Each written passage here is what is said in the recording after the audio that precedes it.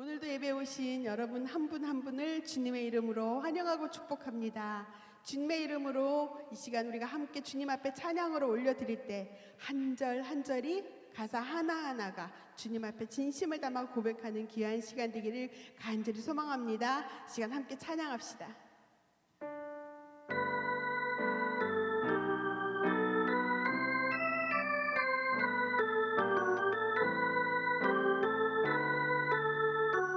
나 주를 멀리 나 주를 멀리 떠난다.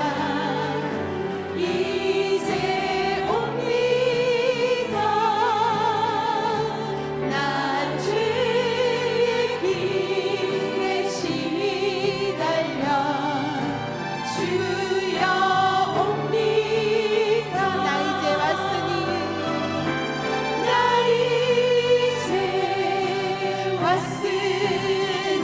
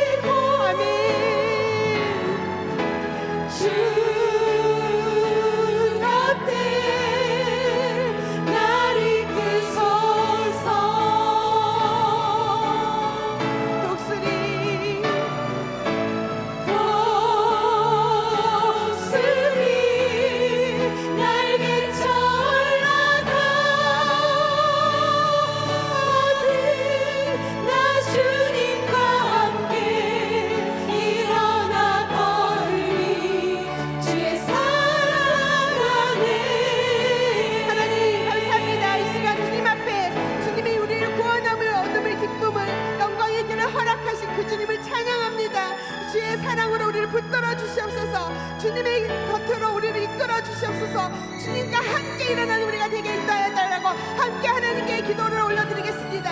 하나님 아버지 감사합니다. 하나님 주의 사랑 붙들고 주님 곁으로 올라가는 하나님 우리가 되기를 간절히 소망합니다. 하나님 이 시간 우리 기도를 주님 응답하여 주시옵소서.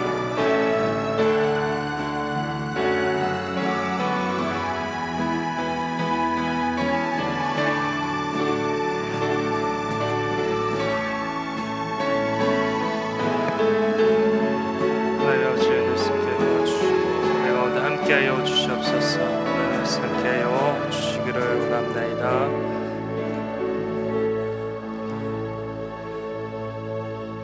사랑과 은혜가 풍성하신 하나님 아버지, 오늘도 귀한 목장 지도자 모임에 우리를 불러주심에 감사드립니다. 올해도 얼마 남지 않은 이 시점에 지난 세월들을 되돌아보니 모든 것이 하나님의 은혜에 있을 밖에 없음을 고백하게 됩니다. 하나님의 그 은혜에 힘입어 이 시간 주님의 귀한 말씀을 듣고자 하오니 주님 우리 마음에 문을 열게 하여 주시고 아멘으로 화답할 때에 귀한 성령의 열매들이 우리 삶 속에 이루어지게 하여 주시옵소서. 함께 하실 줄 믿으며 모든 말씀 우리 주 예수 그리스도 이름으로 기도 올려드립니다. 아멘. 오늘 우리에게 주시는 하나님의 말씀은 누가복음 15장 11절에서 24절 말씀입니다. 다 함께 일어나셔서 하나님의 말씀을 경청하겠습니다.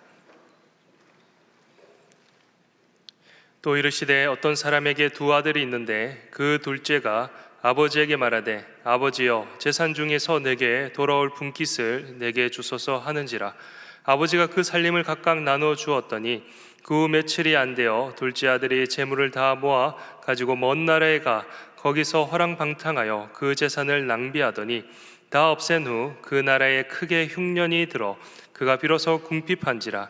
가서 그 나라 백성 중 한 사람에게 붙여 사니 그가 그를 들로 보내어 돼지를 치게 하였는데 그가 돼지 먹는 쥐엄 열매로 배를 채우고자 하되 주는 자가 없는지라. 이에 스스로 돌이켜 이르되 내 아버지에게는 양식이 풍족한 품꾼이 얼마나 많은가. 나는 여기서 주려 죽는구나. 내가 일어나 아버지께 가서 이르기를 아버지 내가 하늘과 아버지께 죄를 지었사오니 지금부터는 아버지의 아들이라 일컬음을 감당하지 못하겠나이다. 나를 품꾼의 하나로 보소서 하니라 하고 이에 일어나서 아버지께로 돌아가니라. 아직도 거리가 먼데 아버지가 그를 보고 측은히 여겨 달려가 목을 안고 입을 맞추니 아들이 이르되 아버지 내가 하늘과 아버지께 죄를 지었사오니 지금부터는 아버지의 아들이라 일컬음을 감당하지 못하겠나이다 하나 아버지는 종들에게 이르되 제일 좋은 옷을 내어다가 입히고 손에 가락지를 끼우고 발에 신을 신기라. 그리고 살찐 송아지를 끌어다가 잡으라. 우리가 먹고 즐기자. 이 내 아들은 죽었다가 다시 살아났으며 내가 잃었다가 다시 얻었노라 하니 그들이 즐거워하더라. 이것은 하나님의 말씀입니다. 아멘. 담임 목사님의 설교를 함께 보도록 하겠습니다. 인간이 외롭고 힘들 때에 돌아가고 싶은 곳이 두 곳이 있다고 합니다. 하나는 고향이고 하나는 엄마의 품이라고 그렇게 이야기를 합니다. 외롭고 지친 인생길에서 뭔가 따뜻하고 또 품어주었던 그 사랑이 그리워하는 것, 그것은 모든 사람의 그런 마음이라고 그렇게 생각할 수가 있죠. 오늘 비유는 모든 사람이 잘 아는 그런 이야기입니다. 이 이야기를 소재로 그린 렘브란트라는 사람의 당자의 귀향이라는 그림은 짧은 이 그림 속에, 한 장면 속에 많은 내용을 담고 있어서 사람들에게 감동과 또 이 말씀을 생각나게 하는 그런 그림입니다. 아버지 집을 떠나 고달픈 인생을 살던 한 가정의 둘째 아들, 그가 가진 소유와 가능성과 희망마저 다 잃어버리고 난 다음 마지막으로 생각한 것이 그 고향 아버지 집으로 돌아오는 것이었습니다. 그리고 아버지 집으로 돌아온 이후에 회복의 삶을 사는 이야기입니다. 우리는 모든 것이 다 망가지고 마침표를 찍는 인생을 비극적인 인생이라고 얘기합니다. 그러나 우리가 모든 것 다 잃어버렸다 할지라도 다시 시작할 수 있다면 그 인생의 이야기는 슬픈 이야기는 아닐 것입니다. 오늘 내 인생의 마지막이, 내 인생의 삶이 슬픈 이야기가 아니라 정말 회복과 다시 시작하는 행복한 이야기로 내 인생이 쓰여지기 위하여 내가 해야 될 일이 어떤 일일까요? 오늘 당자를 통해서 오늘 내가 살아야 될 삶의 모습과 방향을 다시 돌아보는 그런 시간이 되기를 바랍니다. 둘째 아들이 회복될 수 있었던 첫 번째 이유는 자신이 무엇을 잃어버렸는지를 분명히 찾은 사람이었습니다. 이야기 내용은 이렇습니다. 어느 한 부잣집에 두 아들이 있었습니다. 첫째 아들은 성실하고 집안일에 충실한 반면에 둘째 아들은 늘 새로운 호기심과 자기가 원하는 것을 하고 싶어하는 그런 성향을 가지고 있었습니다. 그래서 자기 인생을 자기가 설계하고 자기 마음대로 살고 자기가 옳다고 생각한 대로 살아가는 것, 거기에 참된 자유가 있고 행복이 있다는 것을 이 아들은 믿고 있었기 때문에 그 갈등 속에 있다가 마침내 해서는 안 될 말을 아버지에게 하게 됩니다. 아버지가 돌아가시면 재산을 우리에게 나눠줄 것 아닙니까? 나에게 돌아올 분깃을 나에게 미리 나누어 주십시오라는 요청을 하게 됩니다. 이 말은 아버지가 죽었으면 좋겠다는 말하고 별로 다를 바가 없는 정말 해서는 안 될 말입니다. 그러나 아버지는 무슨 이유인지 모르지만 묵묵하게 그 재산을 각각 나누어 줬습니다. 재산을 받고 며칠 되지 않아서 그는 먼 나라로 가버렸습니다. 다시는 돌아오지 않을 것처럼 그 나라를 떠나갔습니다. 그리고 외국에 가서 사업도 했습니다. 또 자기 사업이 되면서 친구들도 많이 늘어나게 되고 또 자기 마음대로 살다 보니 그 표현을 허랑방탕하게 되면서 그 삶은 어느 날 몰락하게 되는 경험을 하게 됩니다. 그런데 마침 그 나라에 흉년이 들어서 인심마저 흉흉하여서 그 사람을 돕는 사람도 친구들도 다 떠나고 혼자 남아서 결국 먹을 것이 없어서 돼지우리에 들어가서 돼지가 먹는 쥐엄 열매를 먹으면서 살다가 마지막 죽음이라는 것을 처음으로 생각해 보게 되었습니다. 그가 마지막 바닥에 갔을 때에 둘째 아들은 내가 왜 여기에 있지? 내가 무엇을 잃어버린 것이지? 내가 열심히 산다고 최선을 다해서 살았는데 내가 원하는 것을 하고 살았는데 나에게 찾아오는 이 모든 인생의 바닥은 내가 무엇을 잃어버리고 살아왔던가 하는 것을 그는 깨닫게 됩니다. 17절에 보니까 이에 스스로 돌이켜라는 영어의 표현이 He came to himself라고 그 자신에게로 돌아갔다. 자기 자신을 돌아보기 시작한 겁니다. 내가 어디에 있는지 그리고 내가 무엇을 잃어버렸는지 내가 왜 이렇게 됐는지를 현실적으로 그는 자각하기 시작했습니다. 돈을 잃어버리고 친구와 직장도 잃어버렸지만 내가 진짜 잃어버린 것이 바로 아버지 품이라는 것을 그는 알게 되었습니다. 아버지 집에서 자신이 풍족하게 살 모든 것이 있다는 것이 생각났습니다. 둘째 아들은 아버지를 떠나서 아버지와의 관계가 끊어졌을 때 더 이상 아버지로부터의 사랑과 보호와 인도와 도움을 받지 못했다는 것을 발견하게 되었습니다. 자기 마음대로 살면 자유롭고 잘 살 수 있다고 생각했지만 오히려 그는 아버지의 집을 떠나서는 결코 행복하고 풍족하게 살 수 없다는 것을 다 잃어버리고 난 다음 그때서야 깨닫게 되었습니다. 인간은 언제 자기 자신의 진정한 모습을 발견하게 됩니까? 실패와 상실이라는 인간의 광야를 만났을 때입니다. 자기 마음대로 살면 자유롭고 편하게 잘 살 줄 알았는데 그럴 능력이 없고 절대 극복할 수 없는 한계를 가진 존재라는 것을 비로소 깨닫게 됩니다. 자기가 의지하고 믿었던 모든 것이 다 사라질 때 남는 진정한 자기 자신을 보기 시작합니다. 17절 마지막에 보니까 나는 여기서 주려 죽는구나. 그는 그렇게 탄식합니다. 죽음 앞에서 그는 비로소 자기의 실체를 깨닫게 됩니다. 성경은 하나님을 떠나서 자기가 원하는 대로 살아가는 인생을 둘째 아들과 같다고 말씀합니다. 자신이 하나님을 떠나서 자기가 자기 인생의 주인이 되어서 자기 마음대로 살면 그것이 행복이고 자유라고 그렇게 생각합니다. 그러나 일반적으로 인간에게는 극복할 수 없는 한계가 세 가지 정도 있습니다. 첫 번째 인간에게 한계는 능력의 한계가 있습니다. 인간은 행복해지고 싶습니다. 잘 살고 싶습니다. 그리고 참 멋지게 살고 싶습니다. 그러나 인간에게는 그럴 능력이 없습니다. 능력의 한계가 있습니다. 그렇게 목표를 가지고 살았는데도 불구하고 어느 날 몰락하고 무너져 있고 돌아보면 후회스러운 일들이 가득 차는 것은 바로 인간은 능력의 한계를 가지고 있기 때문입니다.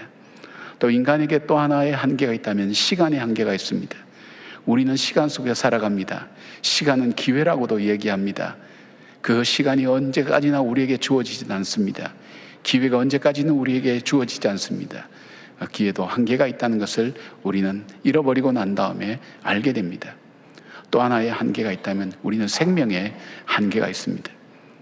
우리가 누구든지 다 똑같이 우리가 이 땅에서 살다가 이 땅을 떠나야 된다는 것, 우리의 생명이 언제까지나 지속되지 않는다는 것. 그래서 가끔 그런 얘기를 듣지 않습니까? 저 사람은 이제 살만한데 죽었다고, 그런 얘기를 종종 듣지 않습니까? 무엇을 말합니까? 우리는 생명의 한계를 가진 존재입니다. 둘째 아들처럼 이 인간의 이 한계의 삶이 마지막 자기 자신을 몰고 가는 그 한계의 어떤 절벽에 부딪힐 때, 그때 그는 비로소 깨닫게 됩니다. 그러나 이 이야기는 슬픈 이야기로 끝나지 않습니다.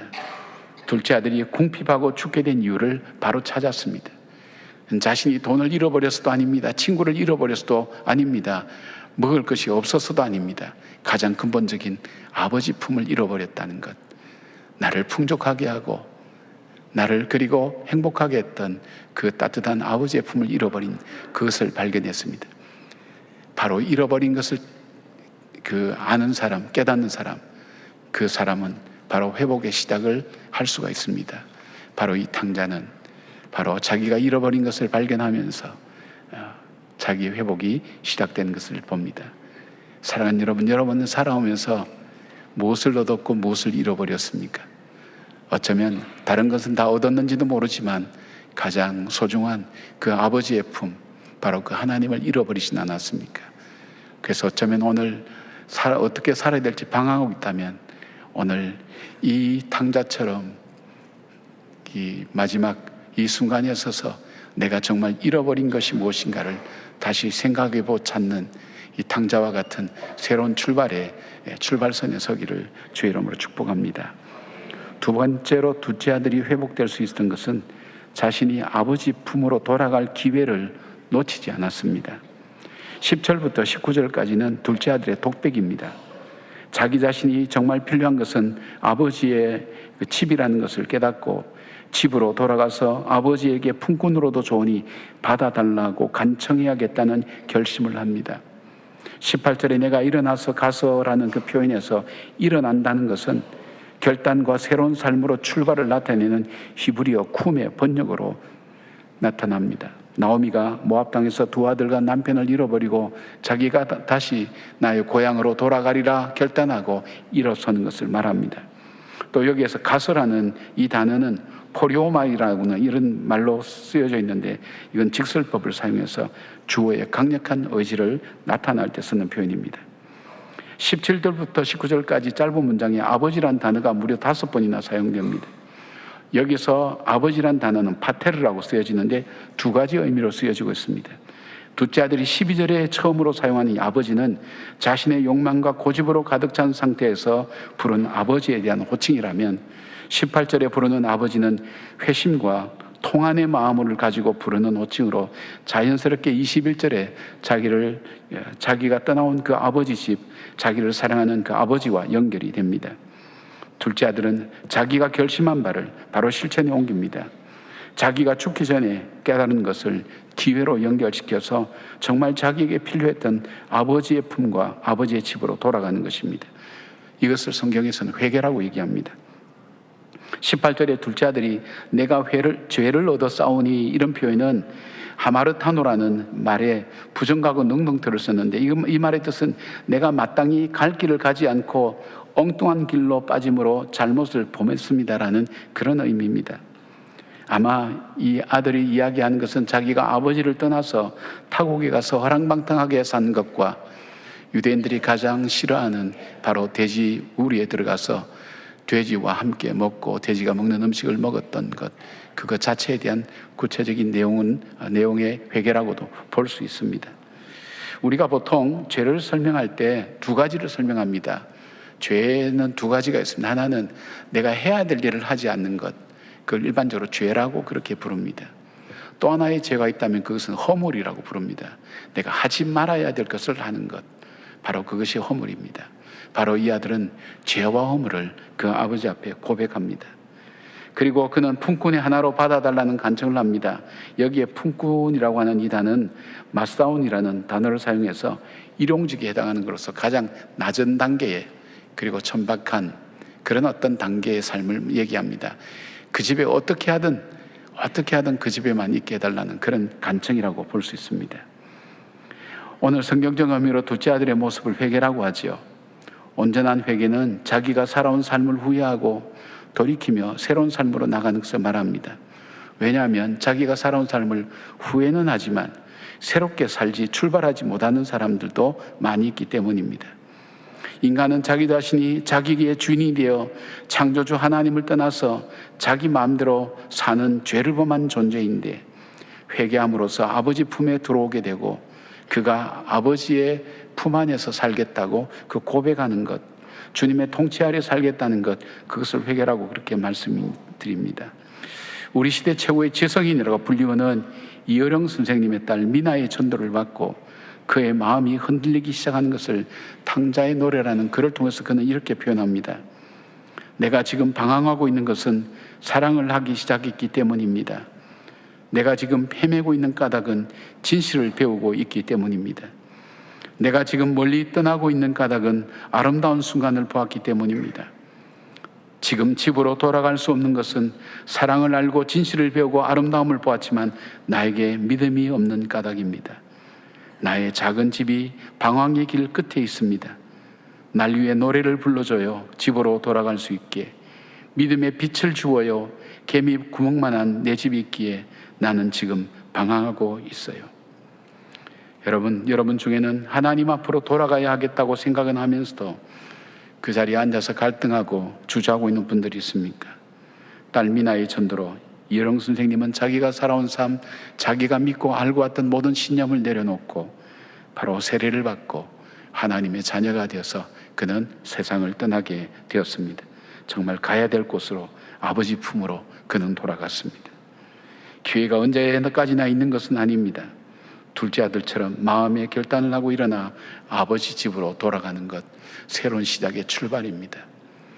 지난 주간은 우리가 한 주일 동안 특별 새벽 기도를 했습니다. 여러분이 낸 헌금 기도를 한 분 한 분 그 헌금을 읽으면서 바로 이 강제상 그 옆에 저 의자에 엎드려서 한 분 한 분 기도하였습니다. 근데 목요일인가 그럴 때에 특이한 이 헌금 봉투를 하나 받았습니다. 그 헌금 봉투에는 여러 가지 사연이 적혀 있었습니다. 그 사연은 이거였습니다. 10월 19일 날 교회에서 있었던 결혼식에 참석했습니다. 아마 지인이었던 모양입니다. 참석했는데 거기에서 듣는 설교를 듣고 자기 마음이 뜨거워졌어요. 성령께서 그 마음을 터치해 주신 것 같아요. 아, 내가 잊혀졌던 20년 동안이나 떠났던 교회, 내가 다시 신앙생활을 시작해야 되겠다고 그렇게 그는 결단하고 있었는데, 그 친구가 얘기해 줍니다. 우리 교회 특세가 있다고. 아마 교회 직접 나오셨는지 아니면 방송으로 이렇게 예배를 들은지 모르지만 거기에서 자기 이야기를 적었습니다. 나는 20년 동안 교회를 떠났습니다. 이제 다시 시작하기를 원합니다. 그리고 하나님 믿고 예배드립니다. 감사합니다. 그런 내용이었습니다. 하나님께서 그 마음을 어루만지시고 불러주실 때 결단하며 다시 시작할 수 있다는 것, 그분에게 얼마나 귀한 기회가 주어졌는데 그 기회를 다시 한번 자기는 놓치지 않고 하나님께로 돌아오는 회복의 삶을 시작하게 된 것입니다. 여러분 중에도 혹시 아버지 품을 떠나서 내가 이렇게 살아서는 안 되는데, 내가 다시 믿음을 회복해야 되는데 그런 마음을 갖고 있는 분이 있습니까? 새로운 시작의 한 발자국을 오늘 떼시길 바랍니다. 회복을 위한 시작이 바로 하나님께서 우리에게 주시는 하나님의 선물이 될 것입니다. 세 번째로 이 아들이 회복될 수 있었던 또 하나의 이유가 있다면 그것은 기다리는 아버지의 사랑이 있었기 때문입니다. 아들이 회개하고 돌아와서 아버지 집에 품꾼이 하나로 받아달라고 간청하지만 아버지가 거절하면 그만입니다. 왜냐하면 아버지는 둘째 아들에게 주어야 될 것을 미리 다 주었고 다시는 안 볼 것처럼 하면서 아버지를 떠난 그 아들이기 때문입니다. 아버지가 살았을 때 유산을 달라고 하는 것은 아버지가 빨리 죽었으면 하는 메시지를 전하는 것과 같습니다. 성경에는 이런 아들을 돌로 쳐서 죽이라고 했습니다. 그래서 아버지는 둘째 아들이 돌아왔을 때 죽었다가 다시 살아났으며 잃었다가 다시 얻었다고 말하는 표현이 그 이유이기 때문입니다. 그러나 그는 정말 뻔뻔스럽고 괘씸한 자식이었습니다. 게다가 자기 마음대로 살면서 오랫동안 소식도 한 번 없다가 거지가 되어서 돌아온 자식을 다시 맞아들인다고 하는 것은 정말 힘든 일이기 때문입니다. 그러나 이 아버지는 이 아들이 집을 떠날 때 용서해놓고 이 아들을 기다리고 있었습니다. 날마다 집 밖으로 나가서 동네 입구를 보면서 그 아들이 돌아오기를 간절히 원했습니다. 이것이 아버지의 마음입니다. 사랑의 마음입니다. 이 아버지의 사랑이 있었기에 당자는 회복되었고 다시 시작할 수 있었습니다. 그는 품꾼이 아니라 아들로 다시 받아들여졌습니다. 고생과 수고와 피곤과 시련의 흔적인 다 떨어진 헌옷을 새 옷으로 바꾸었습니다. 손에 가락지를 끼우며 상속자로서의 아들의 위치를 회복시켜 주셨습니다. 그리고 이 집의 주인임을 의미하는 신발을 신겨 주었습니다. 아버지의 아들을 사랑하는 마음은 변함이 없었습니다. 이어령 선생님 얘기를 다시 조금 하기를 원합니다. 그가 예수를 믿고 사랑하는 딸이 암으로 투병하며 죽어가는, 자기에게 복음을 전해주던 그 딸이 죽어가는 과정을 지켜보면서 아버지의 마음으로 쓴 글입니다. 아무것도 해줄 것 없다. 내가 오늘 긴 겨울밤을 그리도 아파하는데 나는 코를 골며 잤나 보다. 내 뼈를 나눠준 몸이라 하지만 어떻게 하나 허파에 물이 차 답답하다는데 한 호흡의 입김도 널 위해 나눠줄 수 없으니 내가 울 때 나는 웃고 있었나 보다. 아니지, 널 위해 함께 눈물을 흘려도 저 유리창에 흐르는 빗방울과 무엇이 다르랴. 너가 금간 천장을 보고 있을 때 나는 바깥 세상 그 많은 색깔들을 보고 있구나. 금을 긋듯이 야위어가는 너의 얼굴, 내려가는 체중계의 바늘을 보며 널 위해 한 봉지 양만도 못한 글을 쓴다. 힘줄이 없는 시, 정맥만 보이는 시를 오늘도 쓴다. 차라리 언어가 너의 고통을 멈추는 수면제였으면 좋겠다. 미나야, 미안하다. 정말 미안하다. 내가 살아서 혼자 밥을 먹고 있는 것이 미안하다. 미나야, 너무 미안하다. 피를 토하듯 아버지의 끓는 마음을 글 속에서 볼 수 있습니다. 육신의 아버지도 그러한데 하늘 아버지는 어떠하겠습니까? 나 같은 죄인을 위하여 자신이 아들을 십자가에 못 박혀 그 아들이 신음하며 울부짖을 때 그 하나님 아버지의 마음은 어떠했을까요? 죄에서 돌아오는 나를 맞이하기 위해서 아들을 죽이면서까지, 심지어는 자신을 스스로 죽이면서까지 증오를 용서로 바꾸시고 미움을 사랑으로 바꾸시며 나를 맞이해 주신 하나님의 사랑이 바로 이러한 사랑입니다. 그 사랑이 나를 살립니다. 그 사랑이 나를 다시 시작하게 만듭니다. 그 사랑 때문에 우리는 오늘도 살고 있습니다. 아버지 사랑을 노래할 수가 있습니다.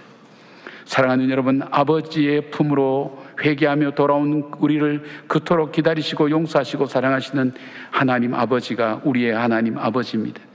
그래서 사도 요한은 감격과 그리고 단호한 마음으로 이렇게 외칩니다. 사랑은 여기 있으니 우리가 하나님을 사랑한 것이 아니요 하나님이 우리를 사랑하셨다고, 하나님의 일방적인 사랑이었다고 그렇게 고백합니다. 하나님은 우리가 돌아오기를 용서해 놓고 기다리고 계십니다. 용기를 잃지 마십시오. 우리에겐 돌아가서 다시 시작할 그 아버지의 품이 있다는 것을 기억하시기를 바랍니다. 우리를 다시 시작하게 만드시는 그 하나님은 오늘도 나를 기다리고 계신다는 사실입니다. 미국 뉴욕 한 모퉁이에 한 풍선 장사가 색색까지 풍선을 불어서 하늘로 띄어보냅니다. 한 흑인 소녀가 풍선 장수에게 다가왔습니다. 풍선 장수는 이 소녀에게 빨간 풍선을 내밀었습니다. 빨간 풍선을 내미는 풍선 장수에게 흑인 소녀가 물었습니다. 아저씨, 까만 풍선도 날 수 있나요? 풍선 장수는 깊은 눈빛으로 소녀를 바라보다가 검은 풍선에 공기를 힘껏 불어넣고는 소녀에게 풍선을 주면서 말했습니다. 풍선이 하늘을 날 수 있는 것은 풍선 색깔 때문이 아니란다.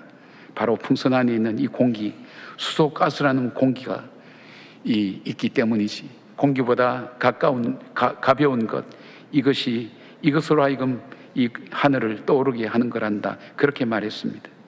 그렇습니다. 우리 인생이 어려운 일과 힘든 일이 우리를 주저앉게 만드는 것이 아닙니다. 풍선의 색깔이 아니라 그 안에 있는 수소가스가 풍선을 떠오르게 하듯 우리 삶에 하나님 사랑으로 가득 채워진다면 어떤 상황 속에서도 우리는 다시 시작할 수 있습니다. 회복의 노래를 부를 수 있을 것입니다. 오늘 아버지께로 돌아가 새로운 삶을 시작하는 탕자의 삶이 저와 여러분의 새로운 시작이 되기를 주님의 이름으로 축복합니다. 아멘. 기도하겠습니다. 아버지의 사랑을 노래하고 찬양합니다. 인생길 험하고 마음 지쳐 살아갈 용기가 없어져가는 저희들 속에 찾아오셔서 말씀하시는 주님, 우리를 찾으시기 위해서 어린 양처럼 잃어버린 어린 양을 찾으시고 잃어버린 드라크마를 찾듯이 찾아오신 주님, 그리고 우리를 용서해놓고 기다리시는 그 주님의 사랑, 그 사랑이 오늘 우리 가운데 있습니다. 십자가의 사랑이 있습니다. 그 사랑을 다시 바라보게 하시고 아버지 품으로 돌아가 다시 시작하는 우리의 삶이 되게 하시고 다시 믿음을 다시 다잡으며 하나님 말씀 따라 살아가는 새로운 회복과 은혜가 우리 가운데 넘칠 수 있도록 주님 도와 주시옵소서. 예수님의 이름으로 기도드립니다. 아멘. 네, 목장 지도자 모임에 참석하신 모든 분들을 주님의 이름으로 축복합니다. 우리 옆에 분들과 이렇게 한번 인사하겠습니다. 주님의 평강을 기원합니다. 한번 더 해볼까요? 주님의 평강을 기원합니다. 네, 아이스 브레이크로 넘어가도록 하겠습니다. 아이스 브레이크는 여러분의 고향은 어디이며 그곳은 어떤 느낌을 주나요? 함께 나누어 봅시다라고 되어 있습니다. 예, 저는 태어난 곳은 대전입니다. 근데 이제 5살까지 대전에 있다가 아버지 직장으로 인해서 진주라는 도시로 이동해서 자란 곳은 진주입니다. 그래서 전 고향이 두 곳인 것 같습니다. 대전을 또 마침 진주 내려갈 때 지나가게 되더라고요. 그래서 사실 대전에 대한 추억이 그렇게 많지 않거든요. 그런데 대전을 볼 때마다 내 고향, 내 태어난 곳, 아는 거 하나도 없지만 그냥 왠지 모르게 친밀감이 느껴지고 뭐라고 해야 될까요? 푸근한 느낌이 듭니다. 그리고 이제 버스를 타고 쭉 내려가다가 이제 진주가 보이는 그 도입부에 뭐가 있냐면 진주에 유명한 강이 하나 있는데 여러분 혹시 아시나요? 지리를 열심히 공부하셨네요. 남강이라고 굉장히 큰 강이 하나 있는데 진주가 보이기 전에 남강이 먼저 보입니다.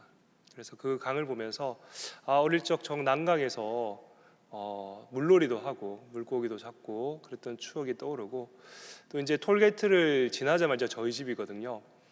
저희 아파트를 보면 어머니가 기다리는 곳, 그리고 나를 반갑게 맞이할 사람들이 있는 곳, 그래서 뭐라고 해야 될까요? 고향을 생각하면 반가움, 또 이제 해외에서 살아본 사람들은 또 고향에 대한 그리움, 그리고 뭔가 모를 포근함, 내가 있어야 할 곳에 왔다라는 그런 마음이 드는 것 같습니다. 여러분도 한번 목장 식구들 한번 고향이 어디인지, 그리고 고향을 생각할 때 어떤 감정이 드는지 여러분 함께 나누어 보시기를 바라겠습니다. 말씀은 담임 목사님께서 나누어 주셨고 또 요약이 되어 있으니 참고해 주시고 여러분 인도자 가이드를 한번 보시기를 바라겠습니다. 첫 번째 질문입니다. 여러분의 삶 속에서 하나님보다 소중하게 생각하고 또 그것을 잊어버려 좌절한 경험이 있다면 나누어 봅시다. 저 같은 모태신앙들은 사실 어릴 때부터 하도 세뇌를 당해가지고 하나님보다 귀한 것 없네를 하도 불러서 하나님보다 귀한 것이 없는 줄 알고 살아왔는데 참 이게 잃어버리면 하나님보다 더 귀하게 여겼구나라는 것을 생각하게 되는 것 같습니다. 여러분 보시기에 굉장히 건강해 보이고 또 튼튼해 보이지만 저도 이제 수술대에 오른 경험을 하게 됩니다. 수술대에 올랐을 때 이 건강에 대해서 얼마나 내가 무심했는가를 반성하게 된과 동시에 건강을 잃는 것에 대한 두려움이 막 찾아오죠. 그리고 수술이 혹시나 잘못되면 어떡할까 걱정되고 염려하게 됩니다. 우리 탕자가 하나님께 돌아온 계기가 무엇인가요? 네? 어떻게 됐다고요? 쥐염 열개 먹다가 돌아왔다고요?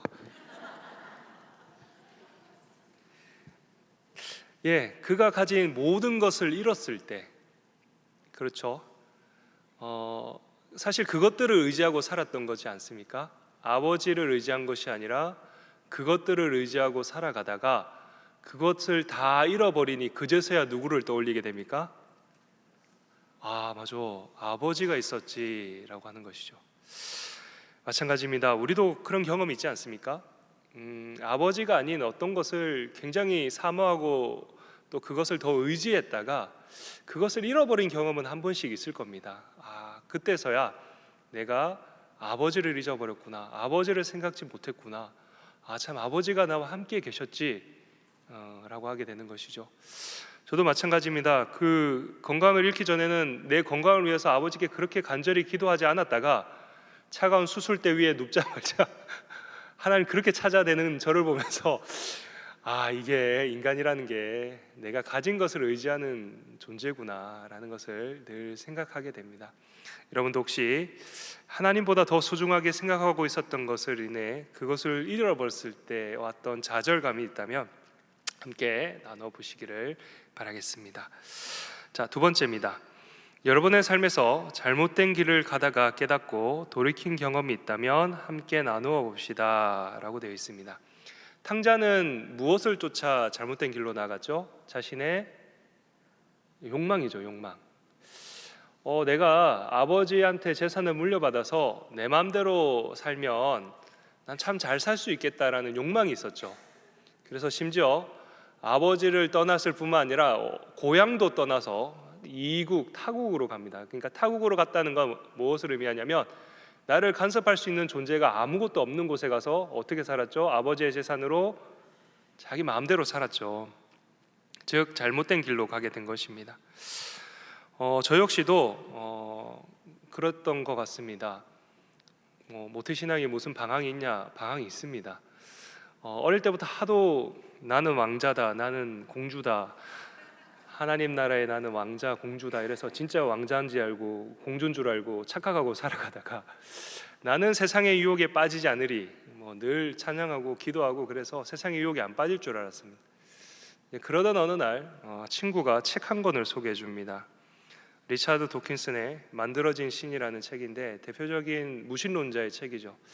호기심에 한번 읽어봤습니다. 뭔데 그러나 해서 한번 읽어봤는데 이 책의 결론은 그겁니다. 신들이 다 만들어졌다는 거예요.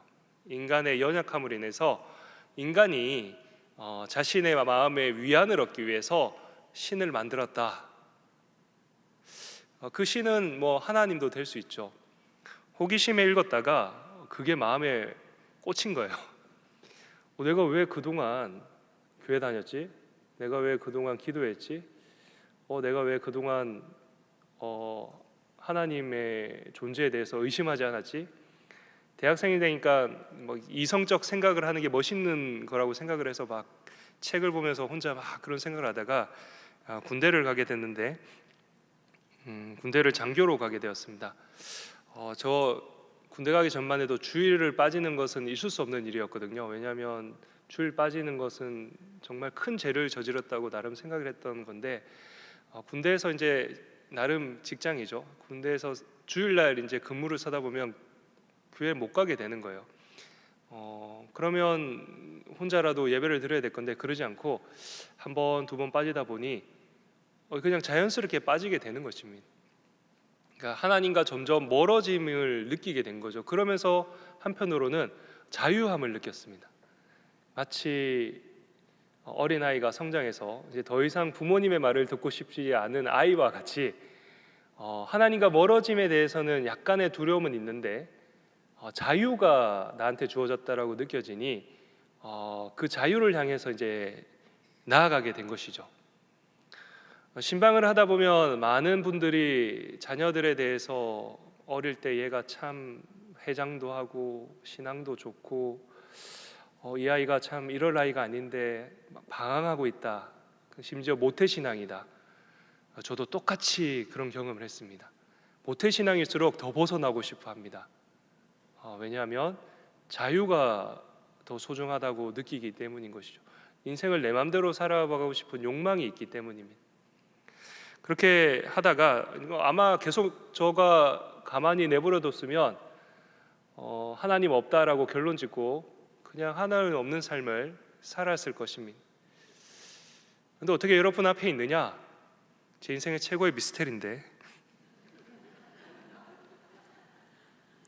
여러분 앞에서 하나님 살아계십니다라고 말하고 있습니다. 하나님 없다라는 책을 그렇게도 보고 심지어 하나님 없는 삶도 살려고 막 뛰쳐나갔음에도 불구하고 여러분 앞에 있는 건 하나님이 살아계심을 경험했겠죠?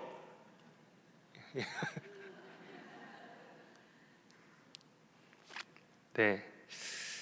어느 순간 하나님이 살아계시구나, 그걸 말하려면 이제 오늘로 안 됩니다.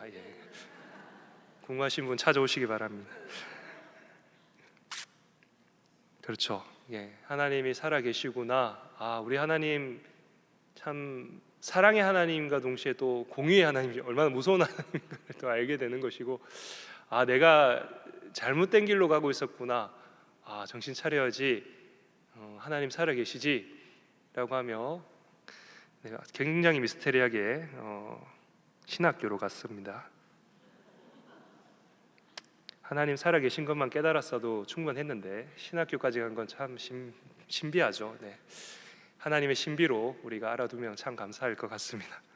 그러기에 여러분 자녀들이 정말 하나님으로부터 떠난 것에 대해서 안타까워하는 것을 늘 말씀하시는데, 저도 해드릴 말씀이 딱히 없습니다. 왜냐하면 저도 그런 경험을 했거든요. 저도 하나님 없다고 생각했고 하나님 떠났거든요. 그거를 돌이킬 수 있는 분은요, 우리 부모가 할 수 있는 일이 아닙니다. 인간적인 방법으로는 되지 않습니다. 누가 하셔야 됩니까? 하나님께서 하셔야 됩니다. 그래서 기도밖에 없다고 말씀드릴 수밖에 없는 겁니다. 저도 그렇게 경험했고, 참 신기한 것은 하나님이 안 계시다 생각하면 그렇게 부모 말이 듣기 싫은지 모르겠어요. 그전엔 그렇게까지 싫지는 않았는데, 하나님이 없다고 생각하면 세상이 다 불평불만 투성입니다. 다 잘못된 것 같고 다 뭔가 삐뚤어진 것처럼 보이고, 심지어 부모의 말은 더 듣기 싫습니다. 그래서 여러분 경험하셨죠? 교회 가자 그러면 막 바락바락 대들잖아요. 하나님 없다 생각하면 그렇게 되는 거예요. 그래서 얘가 영적 사춘기가 왔구나 생각하고 하나님께 의지할 수밖에 없습니다. 하나님을 경험할 수밖에 없는 거예요.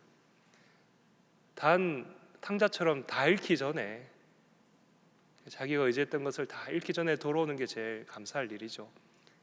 그러나 더 감사한 것은 하나님께서 그 아이를 끝까지 책임져 주신다는 것을 우리가 믿어야 된다는 것입니다. 자, 그러한 여러분의 경험도 있을 겁니다. 분명 하나님 뜻하지 않는 길로 갔다가 이거 잘못된 길이구나 라고 생각해서 돌이킨 경험이 있으시다면 함께 나눠보시길 바라겠습니다. 3번입니다. 여러분의 삶 가운데서 하나님의 기다림과 사랑을 통해 회복을 경험하였다면 나누어 봅시다. 하나님 없다고 생각했고 신은 만들어졌다라고 생각했던 저인데 왜 하나님이 신학교를 보내셨는지 굉장히 미스테리하다고 이렇게 말씀드린 이유는, 제가 만약에 속 좁은 신이라면 그래 너 하나님 없다고 생각하지, 나 없다 생각하지, 그래 한번 고생해봐라 하고 내버려 둘 것 같아요. 근데 하나님은 그런 자들도 기다려 주신다는 것입니다. 마치 사도 바울이 돌이켜 어떻게 됩니까? 복음의 이방의 사도가 되잖아요. 근데 그건 원래 어떤 사람이었습니까? 믿는 자들을 죽이러 다니던 사람이었습니다. 하나님의 기다림과 사랑이 없었더라면 그는 일평생 믿는 자들을 핍박하는 자로 끝났을 것입니다. 하나님은 그가 돌이켜 회개하고 하나님의 사도가 되기를 원하셨고, 그가 그러하게 하였을 때 그를 사도로 세워주셨다는 것입니다. 여기 계신 분들 다 아마 그런 경험을 하셨을 것입니다. 하나님의 사랑이 없었더라면 이 자리에 감히 서지 못할 사람들이죠. 마찬가지로 탕자도 그렇습니다. 정말 불효자식이죠. 아버지 죽었다 생각하고 재산 내놔라고 한 겁니다. 그리고 심지어 그 재산을 다 탕진했습니다. 그리고 연락도 안 했습니다. 부모가 제일 힘들어하는 게 뭔지 아세요? 자녀가 나갔는데 연락하지 않는 것, 그거만큼 불안한 게 없죠. 그거만큼 걱정되는 게 없습니다. 그런데 거지가 돼서 돌아왔는데도 탕자의 아버지는 어떻게 했습니까? 내가 종이 되겠다라고 아들이 왔음에도 불구하고 아니다, 잃어버렸던, 죽었던 아들이 돌아왔다. 이건 하나님의 기다림과 사랑이 있었다는 것입니다. 여기 있는 계신 모든 분들은 이 하나님의 기다림과 사랑으로 인해서 우리가 이 자리에 있게 된 것입니다. 여러분의 그러한 하나님의 사랑과 기다림을 경험한 이야기들을 우리 목원들과 함께 나누면서 담임 목사님께서 주신 말씀의 은혜를 함께 누리시기를 간절히 소망합니다. 예, 광고 말씀 이어서 하도록 하겠습니다. 여러분 10월 이달의 말씀을 함께 봉독하겠습니다. 시작. 무릇 자기를 높이는 자는 낮아지고 자기를 낮추는 자는 높아지리라. 아멘. 1만 성도 기도가 계속해서 이어지고 있습니다. 여러분 많은 참석 부탁드리겠습니다. 2024년 하반기 행복 모임이 7주차에 접어들고 있습니다. 이 말인즉슨 행복 나눔 축제가 이제 앞두고 있다는 것인데요. 11월 17일 주일 저녁에 박지연 집사님, 모르실 분도 있으신데 저희 때 유명한 가수신데 다둥이 아버지라고 하십니다. 그런 가운데 뭐 여러 가지 간증들이 있다고 하시거든요.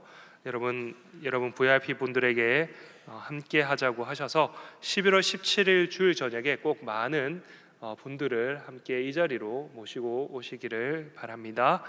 세례입교 예식이 이번 주 주일 11월 3일 저녁 예배에 있습니다. 여러분의 마을에서 세례입교 하시는 분들을 위해서 많은 축하와 기도로 준비 부탁드리겠습니다. 유아 세례 및 부모 교육이 12월 1일 주일 저녁에 유아 세례가 진행됩니다. 자격은 부모님 중에 한 분이 세례 교인인 그 자녀고요. 6세 이하로 정하고 있습니다. 여러분은 목장 가운데 유아 세례를 받아야 될 자녀가 있다면 권면하셔서 꼭 받을 수 있도록 해주시기를 바라겠습니다. 제2기 기도 정병단 모집을 합니다. 여러분 11월 2일 날 집중교육이 진행되는데요. 대상은 중보기도학교 졸업자입니다. 중보기도학교 졸업식이 지난주 있었죠. 그래서 11월 3일부터 2025년 4월 17일까지 총 24주간 기도 정병단으로 이렇게 예배를 위해서 기도하는 정병단을 활동하게 될 것입니다. 모집할 수 있도록 많은 분들을 참여하시고 권면해 주시기 바랍니다. 중보기도 계속 기도 헌신자를 모집하고 있습니다. 매주 1시간씩 약정하여서 14주간 기도할 예정인데요.